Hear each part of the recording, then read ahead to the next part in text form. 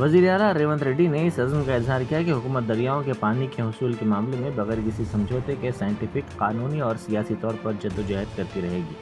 پرجا بھون میں پڑوسی ریاست آندھرا پردیش کی جانب سے تعمیر کیے جانے والے غیر قانونی آبپاشی پروجیکٹ بنکا چرلا پر ایک پاور پوائنٹ پریزنٹیشن عوامی منتخب نمائندوں کے لیے حکومت کی جانب سے پیش کیا گیا۔ اس موقع پر وزیر اعلیٰ نے کہا کہ BRS دور حکومت میں اس وقت کے وزیر اعلیٰ چندر شیکھر راؤ اور وزیر آبپاشی ہریش راؤ دریاؤں کے پانی کی حصہ داری حاصل کرنے کے معاملے میں اکثر ناکام ہوئی، جس کی وجہ سے تلنگانہ کو ناقابل تلافی نقصان اٹھانا پڑا۔ AICC تلنگانہ کی انچارج میناکشی نٹراجن نے پاشا میلارم علاقے کا دورہ کیا، جہاں ایک فیکٹری میں ری ایکٹر کے پھٹ پڑنے کا واقعہ پیش آیا تھا۔ اس واقعے میں 36 سے زائد افراد ہلاک ہو گئے۔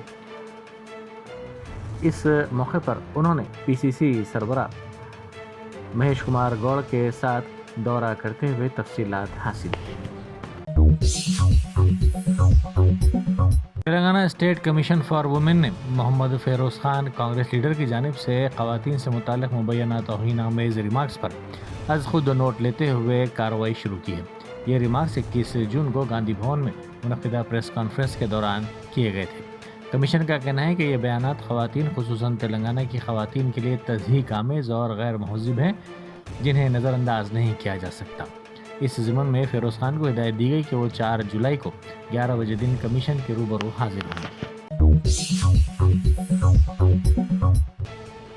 کریم نگر ضلع کے مانا کنڈور منڈل کے چنجرلا گاؤں میں نیشنل ہائی وے 563 کی تعمیر کے لیے جاری اراضی حصول کارروائی کے دوران کسانوں نے کم معاوضے کے خلاف شدید احتجاج کیا۔ کسانوں نے الزام لگایا کہ حکومت سڑک کی تعمیر کے لیے ان کی قیمتی زرعی اراضیات انتہائی کم داموں میں حاصل کر رہی ہے۔ مقامی کسانوں نے برہمی کا اظہار کرتے ہوئے کہا کہ نہ صرف ان کی اراضیات بلکہ دیگر کسانوں کی اراضیات بھی لی جا رہی ہے۔ انہوں نے بتایا کہ مارکیٹ ریٹ کے مطابق 1 گنٹا زمین کی قیمت تقریباً 10 لاکھ روپے، لیکن حکام انہیں صرف 63,000 روپے معاوضہ دے رہے ہیں، جو سراسر ناانصافی ہے۔ نائب وزیر اعلیٰ ملو بھٹی وکرمارکا نے سماجی بہبود کے گروکل اسکولوں کے طلباء کے لیے کتابیں، یونیفارمز اور جوتے ہر آخری طالب علم تک بروقت پہنچانے کو یقینی بنانے کی ہدایت دی۔ انہوں نے جیوتی راؤ پھولے پرجا بھون میں وزراء پونم پربھاکر اور تملا ناگیشور راؤ کے ساتھ مل کر گروکل تعلیمی اداروں کے اعلیٰ عہدیداروں کے ساتھ ویڈیو کانفرنس کے ذریعے جائزہ اجلاس منعقد کیا۔ اس موقع پر انہوں نے کتابوں کی تقسیم میں تیزی لانے کی ہدایت دی۔ ہر طالب علم کو تمام بنیادی سہولتیں بروقت فراہم کرنے پر بھی زور دیا۔ مجلسی رکن اسمبلی کوثر محی الدین نے ٹریفک انسپکٹر ٹولی چوکی سے تفصیلی طور پر ملاقات کرتے ہوئے نمائندگی کی۔ انہوں نے نانل نگر جنکشن ٹولی چوکی چوراہے پر ٹریفک جام کی صورتحال سے واقف کروایا اور انہوں نے ساتھ ہی اس مسئلے کی یکسوئی پر زور دیا۔ انسپکٹر نے تیقن دیا کہ مصروف ترین اوقات میں اضافی ٹریفک عملے کو تعینات کیا جائے گا۔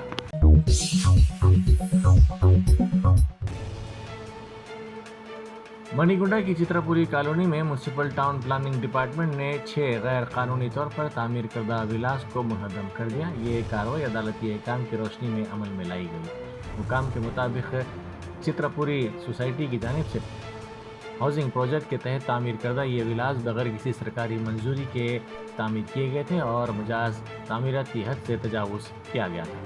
اگر پہلے بھی متعدد نوٹسیں جاری کی گئی تھی، لیکن سوسائٹی نے غیر مجاز تعمیرات کو جاری رکھا تھا۔ تلنگانہ جاگرتی کی صدر و BRS کی MLC کے کویتا نے BJP تلنگانہ کے صدر N رام چندر راؤ کو ایک مکتوب روانہ کرتے ہوئے مطالبہ کیا کہ ریاست میں BC طبقات کو تعلیم، روزگار اور مقامی اداروں میں 42% سیاسی تحفظات فراہم کرنے والے بل کو صدر جمہوریہ سے منظوری دلانے کے لیے مرکزی حکومت پر فوری دباؤ ڈالا جائے۔ انہوں نے اپنے مکتوب میں واضح کیا کہ صدیوں سے بہوجن طبقات کا سماج کی تعمیر اور تہذیب کے فروغ میں کلیدی رول رہا ہے، مگر ان کی آبادی کے تناسب سے مقامی اداروں میں ان کی نمائندگی کا فقدان تشویشناک پہلو ہے۔ تلنگانہ ACB نے تحصیلدار B ناگرجنا اور اٹینڈر یادگیری تالاکونڈاپلی منڈل ضلع رنگا ریڈی کو رشوت لیتے ہوئے رنگے ہاتھوں گرفتار کر لیا۔ رشوت کی یہ رقم شکایت کنندہ سے کارروائی کو اس کے حق میں کرنے کے لیے طلب کی گئی تھی۔ ان دونوں کو رنگے ہاتھوں گرفتار کر لیا گیا۔ ملک پیٹ کے مجلسی رکن اسمبلی احمد بلالہ نے Hyderabad metro water supply and sewerage board کے منیجنگ ڈائریکٹر سے خیرتآباد آفس میں ملاقات کی۔ اس موقع پر انہوں نے مختلف پروجیکٹس کے ساتھ ساتھ دیکھ بھال کے کاموں اور زیر التوا کاموں پر تفصیلی طور پر تبادلہ خیال کیا۔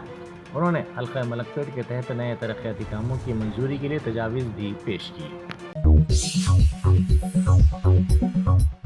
اے سی بی کے حکام نے جی ایچ ایم سی کی سینئر اسسٹنٹ کو اس وقت رنگے ہاتھوں پکڑ لیا جب وہ رشوت کے طور پر 30,000 روپے طلب و قبول کر رہی تھی۔ اے سی بی نے بتایا کہ دفتر موسیٰ پیٹ سرکل 23 میں پراپرٹی ٹیکس شعبے میں سینئر اسسٹنٹ کے طور پر خدمات انجام دینے والی ایم سنیتا نے شکایت کنندہ سے سرکاری تائید کے عوض میں رشوت کی یہ رقم طلب اور قبول کی تھی۔ شمس آباد ایئرپورٹ پر خراب موسم کے باعث کئی طیاروں کا رخ موڑ دیا گیا۔ حیدرآباد میں غیر موزوں موسمی حالات کی وجہ سے 3 اہم طیاروں کو بنگلورو ایئرپورٹ کی طرف منتقل کیا گیا۔ جن طیاروں کو دوسری سمت بھیجا گیا ان میں ممبئی تا حیدرآباد، ویزاگ تا حیدرآباد اور جے پور تا حیدرآباد شامل ہیں۔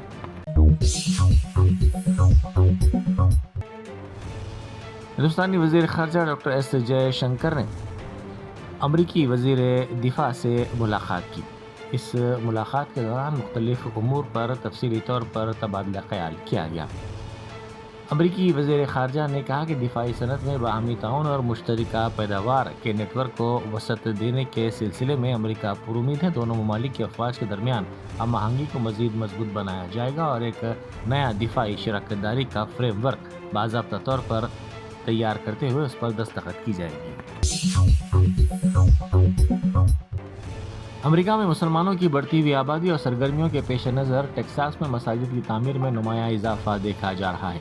حالیہ اطلاعات کے مطابق ٹیکساس وہ ریاست بن گئی ہے جہاں سب سے زیادہ تیزی کے ساتھ مساجد کی تعمیر عمل میں لائی جا رہی ہے۔ ذرائع کے مطابق ٹیکساس حکومت نے سال 2025 میں ریاست کے ٹیکس دہندگان کے فنڈ سے تقریباً 1.3 کروڑ امریکی ڈالر اسلامی تنظیموں کو فراہم کی ہے۔ یہ امداد مختلف سماجی خدمات، تعلیمی پروجیکٹس اور فلاحی سرگرمیوں کے لیے فراہم کی گئی ہے۔ فی الحال ٹیکساس امریکہ کی ان ریاستوں میں تیسرے نمبر پر ہے جہاں سب سے زیادہ مساجد موجود ہیں، لیکن کیلیفورنیا اور نیو یارک پہلے اور دوسرے مقام پر ہیں۔ تاہم ماہرین کا کہنا ہے کہ اگر مساجد کی تعمیر کی یہی رفتار برقرار رہی تو ٹیکساس 2025 سے 2030 کے درمیان، بلکہ ممکنہ طور پر اسی سال 2025 میں کیلیفورنیا کو پیچھے چھوڑ کر مساجد کی تعداد کے لحاظ سے امریکہ میں پہلے نمبر پر آ سکتا ہے۔ محکمہ موسمیات نے پیش قیاسی کی ہے کہ آج اور کل ریاست کے کئی مقامات پر گرج چمک کے ساتھ بارش کا امکان ہے۔ محکمہ نے اپنی رپورٹ میں کہا کہ عادل آباد، آصف آباد، منچریال، جے شنکر بھوپال پلی، ملک، بھدرادری کوتاگوڑم اور دیگر اضلاع میں آج بارش ہوگی۔ اسی دوران 30 تا 40 کلومیٹر فی گھنٹے کی رفتار سے طوفانی ہوائیں بھی چلیں گی۔ کئی اضلاع کے لیے الرٹ جاری کیا گیا ہے۔ شہریوں کو بارش کے دوران پریشانی سے روکنے کے لیے حیدرا نے مکمل چوکسی اختیار کر لی ہے۔ اس مقصد کے تحت 150 مانسون ایمرجنسی ٹیمیں تعینات کی گئی ہیں۔ ان میں شفٹ میں 4 افراد 3 شفٹوں میں کام کریں گے۔ اس طرح مجموعی طور پر 1800 ملازمین خدمات انجام دیں گے۔ بارش کے پانی کی نکاسی کے مقامات پر 2 شفٹوں میں 734 ملازمین کو تیار رکھا جائے گا۔ اس کے علاوہ ڈیزاسٹر ریسپانس فورس کی 51 ٹیمیں برسات کے خصوصی کاموں میں مصروف رہیں گی، جن میں ہر ٹیم میں 18 ملازمین شامل رہیں گے، یعنی ڈی آر ایف کے جملہ 918 ملازمین خدمات انجام دیں گے۔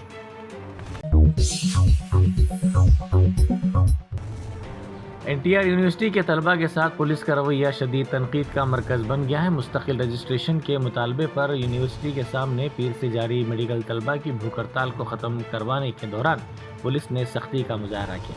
پولیس نے لڑکے لڑکیوں کی تمیز کیے بغیر تمام طلباء کو گرفتار کرتے ہوئے زبردستی ٹرکوں میں ٹھونس دیا۔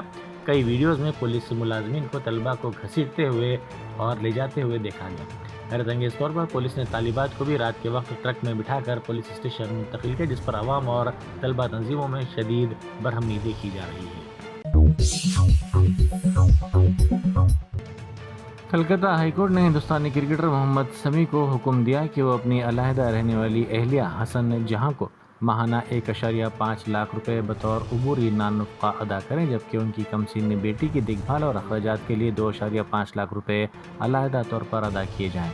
جسٹس اجے کمار مکھرجی کی قیادت والی بینچ نے ان کی اہلیہ کی جانب سے دائر کی گئی درخواست کی سماعت کی۔ اس اپیل میں علی پور سیشن جج کے اس فیصلے کو چیلنج کیا گیا تھا، جس میں محمد سمیع کو حسن جہاں کو ماہانہ 50,000 روپے اور بیٹی کے لیے 80,000 روپے دینے کا حکم دیا گیا تھا۔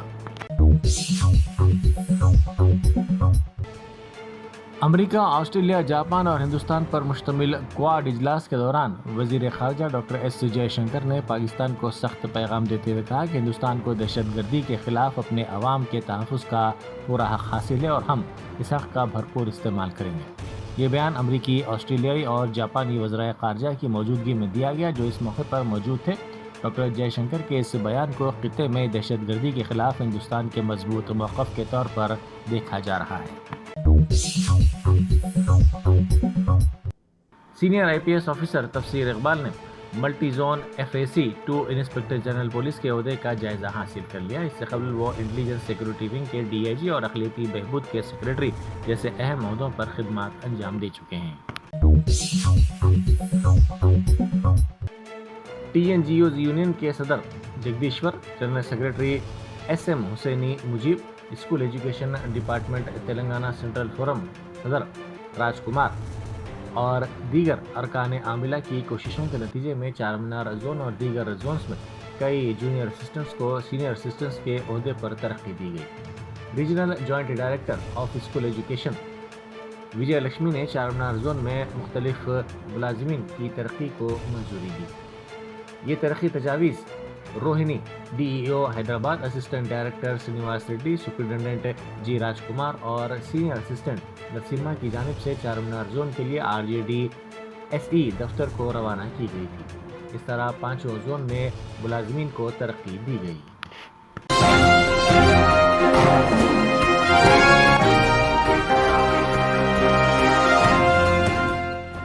جرمنٹن super speciality hospital national award winner doctor Mir Jawad Zar Khan, German trained senior orthopaedic surgeon and director, ماہر ڈاکٹرز ڈاکٹر واصف اعظم اور doctor Bharavi Chanduri, senior cardiologist اور دیگر ڈاکٹرز نمایاں خدمات انجام دے رہے ہیں۔ Robotic surgery, advance cath lab, MRI، operation theatre, ICU، 2D ultrasound جیسی سہولیات سے آراستہ کارپوریٹ لیول ہاسپٹل، واجبی فیس میں ہر مرض سے شفا یابی کے لیے جرمنٹن سپر اسپیشلٹی ہاسپٹل، عطاپور